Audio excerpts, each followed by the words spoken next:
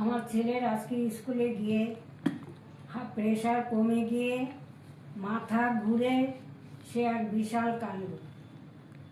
তো ওখানকার টিচাররা সব ধরাধরি করে নিয়ে গেল। ওখানে ডক্টর আছে, আবার নার্সও আছে, সবই আছে।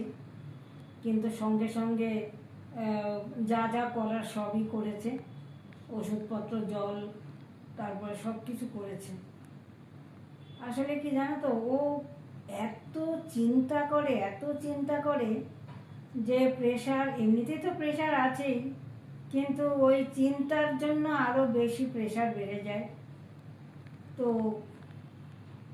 এই একটা ভয়ানক ব্যাপার আজকে স্কুলে ঘটেছে, সেটা তো আমি জানতাম না, এসে তারপর শুনলাম আর কি। তো সেই থেকে বলছি চল একটু ডাক্তারের কাছে একটু দেখিয়ে নিয়ে আসবি। কিন্তু বাড়িতে এসে দেখলো যে প্রেশার মোটামুটি ঠিক আছে। আবার সে চিন্তা করবে, আবার হয়ে যাবে, এরকমই খুব চিন্তা করে, খুব এত চিন্তা করে, ভালো মন্দ সবই চিন্তা করে। এখন বলো আমি কি করব? আমার তো মানে ওর জন্য এখন আমার চিন্তা হচ্ছে যে কি হবে।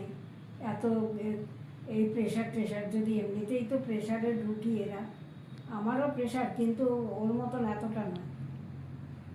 এখন আমি কি করব? আমার এত চিন্তা হচ্ছে যে কি বলবো। স্কুলে যে না গেলেই নয়, স্কুলে তো যেতেই হবে।